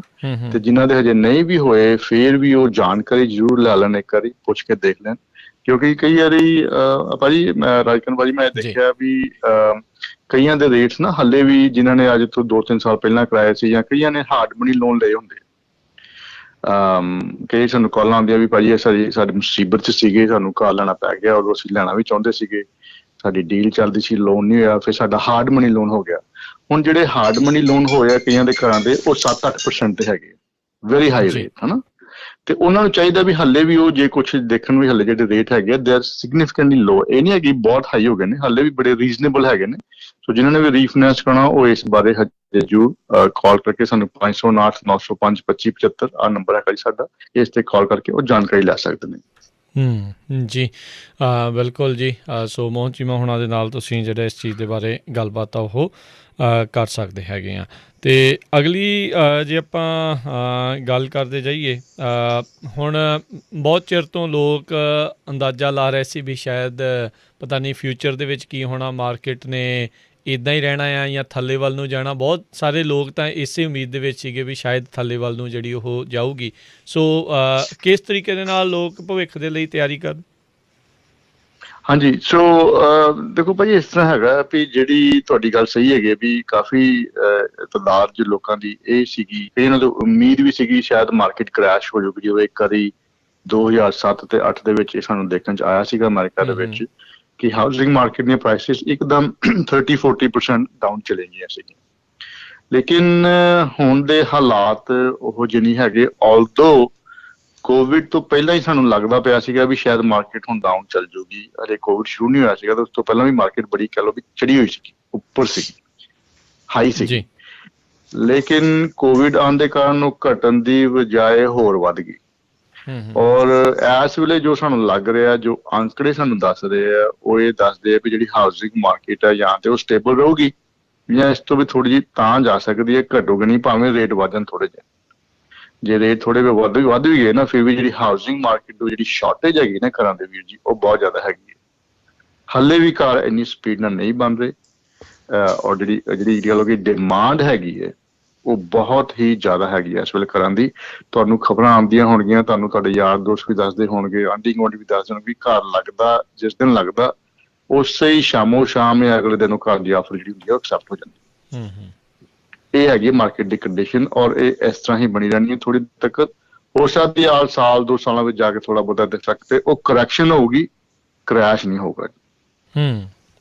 ਜੀ ਜੀ ਬਿਲਕੁਲ। ਸੋ ਇਹ ਜਿੱਦਾਂ ਤੁਸੀਂ ਦੱਸਿਆ ਤਾਂ ਤੁਸੀਂ ਰੀਫਾਈਨੈਂਸ ਦੀ ਜਿੱਦਾਂ ਗੱਲ ਕਰ ਰਹੇ ਸੀ, ਕਿਸੇ ਨੇ ਹਾਰਡ ਮਨੀ ਲੋਨ ਲਿਆ ਜਾਂ ਕਿੱਦਾਂ ਲਿਆ ਆ, ਸੋ ਅਜੇ ਵੀ ਇਹ ਟਾਈਮ ਗੁੱਡ ਹੈਗਾ ਆ ਰੀਫਾਈਨੈਂਸ ਕਰਵਾਉਣ ਦੇ ਲਈ? ਹਾਂਜੀ, ਰੀਫਾਈਨੈਂਸ ਵਾਸਤੇ ਵੀ ਜੀ ਸਭ ਤੋਂ ਜਿਹੜੀ ਮੇਨ ਚੀਜ਼ ਹੈਗੀ ਹੈ, ਜਿਹੜੀ ਸਾਡੀ ਕੰਪਨੀ ਜ਼ੈਂਡਰ ਮਾਰਗੇਜ ਕਰਦੀ ਹੈ, ਅਸੀਂ ਹਮੇਸ਼ਾ ਇਹ ਕਰਨੇ ਹਾਂ ਵੀ ਜੇ ਕਿਸੇ ਨੇ ਵੀ ਘਰ ਦੇ ਬਾਰੇ ਪਤਾ ਕਰਨਾ ਨਾ, ਆਪਣੀ ਮਾਰਗੇਜ ਸਟੇਟਮੈਂਟ ਦੀ ਕਾਪੀ, ਜਿਹੜਾ ਤੁਹਾਨੂੰ ਮੈਂ ਨੰਬਰ ਦੱਸਿਆ 559 905 2575 ਜੀ, ਇੱਥੇ ਫੋਟੋ ਖਿੱਚ ਕੇ ਭੇਜ ਸਕਦੇ ਆ। ਅਸੀਂ ਫਿਰ ਦੱਸ ਸਕਦੇ ਹਾਂ ਵੀ ਜੇ ਉਹਨਾਂ ਨੂੰ ਘੱਟ ਤੋਂ ਘੱਟ 1 ਪੁਆਇੰਟ ਜਾਂ 1.5 ਪੁਆਇੰਟ ਦਾ ਇੰਟਰਸਟ ਰੇਟ ਦਾ ਫਾਇਦਾ ਹੁੰਦਾ ਹੋਊਗਾ ਤਾਂ ਅਸੀਂ ਉਹ ਰੀਫਾਈਨੈਂਸ ਕਰਨ ਦੀ ਕੋਸ਼ਿਸ਼ ਕਰਨੇ ਹਾਂ ਜੀ। ਅਦਰਵਾਈਜ਼ ਅਸੀਂ ਦੱਸਦੇ ਹਾਂ ਕਿ ਤੁਹਾਨੂੰ ਇੰਨਾ ਫਾਇਦਾ ਨਹੀਂ ਹੈਗਾ। ਸੋ ਇਹ ਬੜੀ ਸੌਖਾ ਜਿਹਾ ਤਰੀਕਾ ਹੈਗਾ। 559 905 2575 ਤੁਸੀਂ ਆਪਣੀ ਜਿਹੜੀ ਮਾਰਗੇਜ ਦੀ ਸਟੇਟਮੈਂਟ ਆ ਤੁਸੀਂ ਭੇਜ ਸਕਦੇ ਹੋ, ਆਪਣਾ ਨਾਮ ਭੇਜ ਦਿਓ ਜਾਂ ਮੈਨੂੰ ਫੋਨ ਕਰ ਲਓ। ਅਸੀਂ ਦੇਖ ਕੇ ਤੁਹਾਨੂੰ ਗਾਈਡ ਕਰਾਂਗੇ ਪਹਿਲਾਂ ਕਿ ਤੁਹਾਨੂੰ ਆਹ ਫਾਇਦੇ ਹੈਗੇ ਇਹਦੇ ਵਿੱਚ ਕਰਾਉਣ ਦੇ। ਜੇ ਤੁਹਾਨੂੰ ਲੱਗੇ ਵੀ ਵਾਕਈ ਫਾਇਦਾ ਹੈਗਾ ਫਿਰ ਇਹਨੂੰ ਜ਼ਰੂਰ ਕਰਾ ਲਓ। ਹਾਲੇ ਵੀ ਕਈ ਸਾਡੇ ਕਲਾਇੰਟਸ ਹੈਗੇ ਆ ਭਾਜੀ ਵੀ ਜਿਹੜੇ 4-5-6% ਰੇਟ ਹਾਲੇ ਵੀ ਉਹ ਆਪਣੀ ਮਾਰਗੇਜ ਦੇ ਰਹੇ। ਉਹਨਾਂ ਕੋਲ ਟਾਈਮ ਨਹੀਂ ਹੈਗਾ, ਕਈ ਬਿਜ਼ੀ ਬਹੁਤ ਹੋ ਜਾਂਦੇ ਸੀ, ਕਹਿੰਦੇ ਵੀ ਟਾਈਮ ਨਹੀਂ ਹੈਗਾ, ਕਾਲ ਫੇਰ ਕਰ ਲਾਂਗੇ, ਚਲੋ ਅਗਲੇ ਦਿਨ ਕਰਦੇ, ਅਗਲਾ ਦਿਨ ਤੇ ਕਦੀ ਆਇਆ ਹੀ ਨਹੀਂ ਜੀ ਜੀ। ਉਹ ਜਿੰਨੇ ਕਰਾਉਣਾ ਉਹਨਾਂ ਦੇ ਕਹਿਣਾ ਵੀ ਅੱਜ ਹੀ। ਸੋ ਇਹ ਕੰਮ ਹੋਏ, ਕੰਮਾਂ ਨੂੰ ਜਾਂਦੇ ਆ ਬਹੁਤ ਭੱਜ ਕੇ ਜੀ ਪੈਸੇ ਕਮਾਉਣ ਨੂੰ, ਲੇਕਿਨ ਉਹਦੇ ਬੈਂਕ ਨੂੰ ਅਸੀਂ ਪੇਮੈਂਟ ਦੇ ਜਾਂਦੇ, ਉਹਦੇ ਬਾਰੇ ਸੋਚਦੇ ਨਹੀਂ ਕਿ ਯਾਰ ਚਲੋ ਟਾਈਮ ਦੀ ਮੈਂ ਗੱਲ ਸਮਝਣਾ। ਸੋ ਇਸ ਚੀਜ਼ ਵੀ ਥੋੜੀ ਜਿਹੀ ਕਦਰ ਕਰੀਏ, ਥੋੜਾ ਜਿਹਾ ਵੀ ਖਿਆਲ ਰੱਖੀਏ ਵੀ ਅਸੀਂ ਕਿਸੇ ਬੈਂਕ ਨੂੰ ਐਕਸਟਰਾ ਪੈਸੇ ਕਿਉਂ ਦਈਏ ਜਦੋਂ ਬੈਂਕ ਸਾਨੂੰ ਘੱਟ ਰੇਟ ਆਫਰ ਕਰ ਸਕੇ ਜੀ। ਮੋਹਨ ਚੀਮਾ ਜੀ, ਇੱਕ ਕੁਐਸਚਨ ਮੈਂ ਉਹ ਤੁਹਾਡੇ ਨੂੰ ਪੁੱਛਣਾ, ਇਹ ਵੈਸੇ ਫਾਇਦੇ ਲਈ ਵੀ ਆਪਣੇ ਜਿੰਨੇ ਵੀ ਲਿਸਨਰਸ ਆ। ਕੀ ਹੁੰਦਾ ਕਈ ਵਾਰੀ ਜਦੋਂ ਮੰਨ ਲਓ ਵੀ ਤੁਸੀਂ 2 ਸਾਲ ਪਹਿਲਾਂ 3 ਲੱਖ ਦਾ ਘਰ ਲਿਆ, 10% ਜਾਂ 5% ਡਾਊਨ ਦੇ ਕੇ ਤੁਸੀਂ PMI ਦਿੰਦੇ ਆ, ਤੇ ਅੱਜ ਦੀ ਡੇਟ 'ਚ ਉਹ ਘਰ 350 ਦਾ ਹੋ ਗਿਆ, 350,000 ਦਾ, ਤੇ ਹੁਣ ਤੁਸੀਂ ਜੇ ਰੀਫਾਈਨਾਂਸ ਕਰਾਓਗੇ ਤੇ ਉਹ ਤੁਹਾਡੀ ਅਲਟੀਮੇਟਲੀ PMI ਰਿਮੂਵ ਹੋ ਸਕਦੀ ਆ। ਸੋ ਇੱਕ ਵੱਡਾ ਇਸ਼ੂ ਅੱਜ ਕੱਲ੍ਹ ਮੋਹਨ ਚੀਮਾ ਜੀ ਇਹ ਬਣਿਆ ਆ ਅਪਰੇਜ਼ਲ ਨੂੰ ਲੈ ਕੇ। ਅੱਜ ਵੀ ਸਾਡੇ ਏਰੀਏ ਦੇ ਵਿੱਚ ABC ਨਿਊਜ਼ ਚੈਨਲ ਨੇ ਇੱਕ ਬਹੁਤ ਵੱਡੀ ਇਨਵੈਸਟੀਗੇਟਿਵ ਰਿਪੋਰਟ ਛਾਪੀ ਆ ਵੀ ਕਿਸ ਤਰ੍ਹਾਂ ਜਿਹੜੇ ਕਾਲੇ ਮੂਲ ਦੇ ਜਾਂ ਏਸ਼ੀਅਨ ਮੂਲ ਦੇ ਜਾਂ ਜਿਹੜੇ ਲੋਕ ਹੈਗੇ ਮਿਨੋਰਿਟੀਜ਼ ਦੇ, ਜਦੋਂ ਉਹਨਾਂ ਦੇ ਕੋਈ ਅਪਰੇਜ਼ਲ ਕਰਨ ਜਾਂਦਾ ਆ ਤੇ ਉਹਦੀ ਅਪਰੇਜ਼ਲ ਉਹ ਘੱਟ ਆਉਂਦੀ ਆ। ਸੋ ਅੱਜ ਕੜਿੱਕੀ ਦੇ ਵਿੱਚ ਕੁਇਕਨ ਲੋਨਸ ਵਾਲੇ ਫਸੇ ਆ। ਇੱਕ ਕਾਲੇ ਮੂਲ ਦਾ ਨੌਜਵਾਨ, ਉਹ ਖੁਦ ਰੀਅਲ ਸਟੇਟ ਵਾਲਾ ਸੀ ਓਕਲੈਂਡ ਤੋਂ, ਉਹਦੀ ਵਾਈਫ ਪੋਰਟੋਰੀਕਨ ਆ। ਉਹ ਕਹਿੰਦਾ ਵੀ ਮੇਰੇ ਘਰ ਦੀ ਕੀਮਤ ਸੀਗੀ 11.5 ਲੱਖ ਦੇ ਕਰੀਬ, ਤੇ ਕੁਇਕਨ ਲੋਨਸ ਨੇ ਜਦੋਂ ਅਪਰੇਜ਼ਲ ਭੇਜਿਆ ਤੇ ਉਹ ਕਹਿੰਦੇ ਵੀ ਸਿਰਫ 9 ਲੱਖ ਦੀ ਆ। ਤੇ ਮੈਂ ਲੋਨ ਰੀਫਾਈਨਾਂਸ ਕਰਾਉਣਾ ਸੀ ਲਾਸਟ ਈਅਰ, ਤੇ ਉਸ ਟਾਈਮ ਰੇਟ ਘੱਟ ਸੀ, ਹੁਣ ਜਿਹੜੇ ਰੇਟ ਉਹ ਵੱਧ ਗਏ ਆ। ਸੋ ਹੁਣ ਕੈਲੀਫੋਰਨੀਆ ਜਿਹੜਾ ਰੀਅਲ ਸਟੇਟ ਬੋਰਡ ਆ ਉਹਦੇ ਕੋਲ ਵੀ ਕੰਪਲੇਨ ਕੀਤੀ। ਇਹ ਤੋਂ ਪਹਿਲਾਂ ਵੀ ਬਹੁਤ ਸਾਰੀਆਂ ਆਪਾਂ ਖਬਰਾਂ ਪੜ੍ਹੀਆਂ ਕਿਸ ਤਰ੍ਹਾਂ ਭਈ ਇੱਕ ਕਾਲੇ ਮੂਲ ਦੇ ਲੋਕ ਸੀਗੇ, ਉਹਨਾਂ ਨੇ ਆਪਣੇ ਘਰ ਦੀ ਅਪਰੇਜ਼ਲ ਕਰਾਈ, ਫੋਟੋਆਂ ਲੱਗੀਆਂ ਸੀਗੀਆਂ ਤੇ ਉਹਨਾਂ ਦੀ ਅਪਰੇਜ਼ਲ ਘੱਟ ਆਈ, ਬਾਅਦ 'ਚ ਉਹਨੀ ਫੋਟੋਆਂ ਰਿਮੂਵ ਕਰਕੇ ਇੱਕ ਹੋਰ ਬੰਦੇ ਤੋਂ ਅਪਰੇਜ਼ਲ ਕਰਾਈ ਤੇ ਉਹਦੀ ਜਿਹੜੀ ਅਪਰੇਜ਼ਲ ਉਹ ਜ਼ਿਆਦਾ ਆਈ। ਸੋ ਇਦਾਂ ਦੀ ਸਿਚੁਏਸ਼ਨ ਜਿਹੜੀ ਆ ਉਹ ਕਿੱਦਾਂ ਤੁਸੀਂ ਹੈਂਡਲ ਕਰਦੇ ਆ? ਹਾਂਜੀ ਹਾਂਜੀ, ਸੋ ਖਾਲਸਾ ਭਾਜੀ ਤੁਹਾਡਾ ਸਵਾਲ ਬਹੁਤ ਅੱਛਾ ਹੈਗਾ, ਔਰ ਇਹ ਜਿਹੜੀ ਇੱਕ ਗੱਲ ਇਹ ਨੌਲੇਜ ਦੀ ਵੀ ਹੈਗੀ ਹੈ ਵੀ ਜਿਹੜੀ US ਗਵਰਨਮੈਂਟ ਦੀ ਜਿਹੜੀ ਹਾਊਸਿੰਗ ਏਜੰਸੀਜ਼ ਹੈਗੀਆਂ ਨਾ, ਹੱਡ ਕਹਿ ਲਓ, ਜਿਹੜੀਆਂ ਇਹਨਾਂ ਦੀ ਫੈਨੀ ਫਰੈਡੀ ਜਿਹੜੀ ਕੰਪਨੀਆਂ ਹੈਗੀਆਂ, ਇਹਨਾਂ ਦੀਆਂ ਪਾਲਿਸੀਜ਼ ਬਹੁਤ ਸਖਤ ਹੈਗੀਆਂ ਜਦੋਂ ਆਉਂਦੀ ਘਰ ਦੀ ਗੱਲ। ਜੀ ਕਦੀ ਕਦੀ ਇਹੋ ਜਿਹੇ ਇੰਸਟੈਂਸਿਸ ਸਾਨੂੰ ਸਾਹਮਣੇ ਆਉਂਦੇ ਨੇ, ਔਰ ਇਹਦੇ ਵਿੱਚ ਬੜੇ ਬੜੇ ਲਾਅ ਬਣੇ ਹੋਏ ਆ। ਇੱਕ ਹਮਡਾ ਹੈਗਾ, ਹੋਮ ਮੌਰਗੇਜ ਜਿਹੜੀ ਕਹਿੰਦੇ ਡਿਸਕ੍ਰਿਮੀਨੇਟ ਨਹੀਂ ਕਰ ਸਕਦੇ ਜੀ, ਵੀ ਕਿਸੇ ਦਾ ਘਰ ਹੈਗਾ, ਤੁਸੀਂ ਇਹ ਨਹੀਂ ਕਹਿ ਵੀ ਕਿਤੇ ਕਿਹੜੇ ਮੁਲਕ ਤੋਂ ਬੰਦਾ ਹੈਗਾ, ਇਹਦਾ ਰੰਗ ਕੀ ਹੈਗਾ, ਇਹੋ ਜਿਹੀ ਗੱਲਬਾਤ ਹੈਗੀ। ਪਰ ਫਿਰ ਵੀ ਕਦੀ ਕਦਾਈ ਇਹੋ ਜਿਹੇ ਇੰਸਟੈਂਸਿਸ ਸਾਨੂੰ ਸਾਹਮਣੇ ਆਉਂਦੇ ਨੇ, ਔਰ ਕੰਪਨੀਆਂ ਨੂੰ ਬਹੁਤ ਵੱਡੀਆਂ ਦੀਆਂ ਪੈਨਲਟੀਜ਼ ਵੀ ਪੈਂਦੀਆਂ। ਇਹਨੂੰ ਇੱਕ ਕਹਿੰਦੇ ਆ ਰੈੱਡ ਲਾਈਨਿੰਗ। ਇੱਕ ਟਾਈਮ ਸੀਗਾ ਇਹ ਲਾਅ ਬਣਿਆ ਸੀਗਾ, ਉਦੋਂ ਰੈੱਡ ਲਾਈਨਿੰਗ ਹੁੰਦੀ ਸੀ ਵੀ ਕਈ ਬੈਂਕਾਂ ਨੇ ਡਿਸਾਈਡ ਕਰ ਲਿਆ ਵੀ ਜਿਹੜਾ ਆਹ ਖੇਤਰ ਹੈਗਾ ਜਾਂ ਆਹ ਜ਼ਿਪ ਕੋਡ ਹੈਗਾ, ਇਹਦੇ ਵਿੱਚ ਜਿਹੜੇ ਲੋਕ ਰਹਿੰਦੇ ਉਹਨਾਂ ਦੀ ਇਨਕਮ ਬਹੁਤ ਘੱਟ ਹੈਗੀ ਹੈ, ਇੱਥੇ ਕ੍ਰਾਈਮ ਰੇਟ ਬਹੁਤ ਜ਼ਿਆਦਾ ਹੈਗਾ, ਵੀ ਇੱਥੇ ਲੋਨ ਨਾ ਦਿਓ ਤੁਸੀਂ। ਸੋ ਹੁਣ ਜਿਹੜੇ ਬੈਂਕਸ ਦੇ ਜਿਹੜੇ ਕੰਪਨੀ ਦੇ ਜਿਹੜੇ ਵੀ ਹੁੰਦੇ ਨੇ, ਉਹਨਾਂ ਦੇ ਜਿਹੜੇ ਅਧਿਕਾਰੀ ਹੁੰਦੇ ਆ, ਉਹਨਾਂ ਨੇ ਸੋਚਿਆ ਵੀ ਇੱਥੇ ਸਾਨੂੰ ਨੁਕਸਾਨ ਹੀ ਹੋਇਆ, ਕਦੀ ਫਾਇਦਾ ਨਹੀਂ ਹੋਇਆ। ਸੋ ਉਹਨਾਂ ਨੇ ਕਈ ਜਿਹੜੇ ਡਿਸਟ੍ਰਿਕਟ ਸੀਗੇ ਜਾਂ ਜਿਹਨੂੰ ਜ਼ਿਪ ਕੋਡ ਕਹਿੰਦੇ, ਉਹਨਾਂ ਨੂੰ ਅਲਾਈਨ ਕਰਤਾ ਸੀ ਵੀ ਇਹ ਜਿਹੜੇ ਹੈਗੇ ਆ, ਇਹਦੇ ਵਿੱਚ ਤੁਸੀਂ ਲੋਨ ਨਾ ਦਿਓ, ਇੱਥੇ ਪੈਸੇ ਖਰਾਬ ਹੋਣ ਦਾ ਖਤਰਾ ਜ਼ਿਆਦਾ, ਬਣਦਾ ਬਹੁਤ ਘੱਟ ਹੈਗਾ। ਫਿਰ ਉਹ ਲਾਅ ਬਣੇ ਸੀਗੇ, ਉਹ ਲਾਅ ਦੇ ਹਿਸਾਬ ਨਾਲ ਹੁਣ ਅੱਜ ਕੱਲ੍ਹ ਜਿਵੇਂ ਕੁਇਕਨ ਲੋਨ ਸੀ, ਜੇ ਅਸੀਂ ਗੱਲ ਕਰਦੇ ਜਾਂ ਕੋਈ ਹੋਰ ਜਿਹੜਾ ਇੰਸਟੀਟਿਊਸ਼ਨ ਹੋਵੇ ਸਾਹਮਣੇ, ਤਾਂ ਆਉਂਦਾ ਵੀ ਜੇ ਕੋਈ ਕਹਿ ਲਓ ਵੀ ਬੰਦਾ ਜਿਵੇਂ ਤੁਸੀਂ ਕਹਿ ਰਹੇ ਹੋ ਉਹਨੇ ਕੰਪਲੇਂਟ ਕੀਤੀ ਜਾਂ ਨਿਊਜ਼ ਆਈ, ਫਿਰ ਸਰਕਾਰ ਉਹਦੀ ਇਨਵੈਸਟੀਗੇਸ਼ਨ ਕਰਦੀ ਹੈ, ਔਰ ਫਿਰ ਉਹਨਾਂ ਨੂੰ ਬਹੁਤ ਵੱਡੀਆਂ ਪੈਨਲਟੀਜ਼ ਮਿਲਦੀਆਂ ਜੇ ਉਹ ਸਾਬਤ ਹੋ ਜਾਏ ਵੀ ਵਾਕਈ ਇਹਨਾਂ ਦਾ ਘਰ ਐਕਚੁਅਲੀ ਜਿਹੜੀ ਵੈਲਿਊ ਸੀਗੀ ਉਹ ਜ਼ਿਆਦਾ ਸੀਗੀ, ਪਰ ਇਹਨਾਂ ਦੇ ਸਿਰਫ ਕਹਿ ਲਓ ਵੀ ਇਹਨਾਂ ਦਾ ਮੁਲਕ ਹੋਣ ਦੀ ਬਜਾਏ ਜਾਂ ਇਹਨਾਂ ਦੀ ਜਿਹੜਾ ਕਲਰ ਹੋਣ ਦੀ ਬਜਾਏ ਉਹਦੇ ਕਾਰਨ ਡਿਸਕ੍ਰਿਮੀਨੇਟ ਕੀਤਾ ਗਿਆ, ਉਹਦੀਆਂ ਬਹੁਤ ਵੱਡੀਆਂ ਪੈਨਲਟੀਜ਼ ਹੁੰਦੀਆਂ। ਇਹ ਕੰਮ ਮੈਂ ਇਹ ਨਹੀਂ ਕਹਿੰਦਾ ਰਾਜਕਰਨ ਭਾਜੀ ਤੇ ਖਾਲਸਾ ਭਾਜੀ ਵੀ ਇਹ ਮੁੱਕ ਗਿਆ, ਇਹ ਹੱਲੇ ਵੀ ਚੱਲਦਾ ਔਰ ਇਹ ਚੱਲਦਾ ਰਹਿਣਾ। ਇਹ ਜਿਹੜੀ ਹੈਗੀਆਂ ਚੀਜ਼ਾਂ ਇਹੋ ਜਿਹੀਆਂ ਹੁੰਦੀਆਂ ਰਹਿਣੀਆਂ। ਪਰ ਜੇ ਤੁਹਾਨੂੰ ਲੱਗੇ ਕਿ ਤੁਹਾਡੇ ਨਾਲ ਕੋਈ ਇਹੋ ਜਿਹੀ ਗੱਲਬਾਤ ਹੋ ਰਹੀ ਹੈ ਤੇ ਤੁਸੀਂ ਪਲੀਜ਼ ਸਾਡੇ ਨਾਲ ਵੀ ਥੋੜਾ ਬਹੁਤਾ ਕੰਸਲਟ ਕਰ ਦਿਓ, ਅਸੀਂ ਤੁਹਾਨੂੰ ਰਾਈਟ ਏਜੰਸੀਜ਼ ਨਾਲ ਤੁਹਾਨੂੰ ਅਸੀਂ ਕੰਟੈਕਟ ਵੀ ਕਰਾ ਸਕਦੇ ਹਾਂ। But as for as gender mortgage ਦੀ ਸਾਡੀ ਗੱਲ ਹੋ, ਅਸੀਂ ਵੀ ਆਰ ਵੈਰੀ ਕੇਅਰਫੁਲ। ਅਸੀਂ ਵੀ ਖੁਦ ਜੇ ਕੋਈ ਸਾਨੂੰ ਅਪਰੇਜ਼ਲ ਆਉਂਦਾ, ਅਸੀਂ ਖੁਦ ਵੀ ਰਿਵਿਊ ਕਰਨਾ ਵੀ ਇਹ ਅਪਰੇਜ਼ਲ ਵਗੈਰਾ ਗਲਤ ਨਹੀਂ ਆਈ। ਜੀ ਜੀ, PMI ਨੂੰ ਜ਼ਰੂਰ ਕਲੀਅਰ ਕਰ ਦਿਓ, ਕਿਉਂਕਿ ਬਹੁਤ ਸਾਰੇ ਲੋਕ ਜਿਹੜੇ ਆ ਨਾ ਉਹਨਾਂ ਨੂੰ ਪਤਾ ਨਹੀਂ ਹੈ। PMI ਕਈ ਵਾਰੀ ਜਦੋਂ ਤੁਹਾਡੀ ਘਰ ਦੀ ਪ੍ਰਾਈਸ ਵੱਧ ਗਈ ਆ ਤੇ ਤੁਹਾਨੂੰ ਹੋਰ ਡਾਊਨ ਦੇਣ ਤੋਂ ਬਿਨਾਂ ਤੁਸੀਂ ਰੀਫਾਈਨਾਂਸ ਕਰ ਸਕਦੇ ਹੋ। PMI ਹਟ ਵੀ ਸਕਦੀ ਆ, ਪਲੱਸ ਜਿਨ੍ਹਾਂ ਨੇ 2-3 ਸਾਲ ਪਹਿਲਾਂ ਦਾ ਲੋਨ ਲਿਆ ਉਹਨਾਂ ਦਾ ਰੇਟ ਘੱਟ ਵੀ ਸਕਦਾ। ਇਹ ਥੋੜਾ ਜਿਹਾ ਐਕਸਪਲੇਨ ਕਰ ਦਿਓ, ਬਹੁਤ ਲੋਕਾਂ ਨੂੰ ਨਹੀਂ ਪਤਾ ਇਹਦੇ ਬਾਰੇ।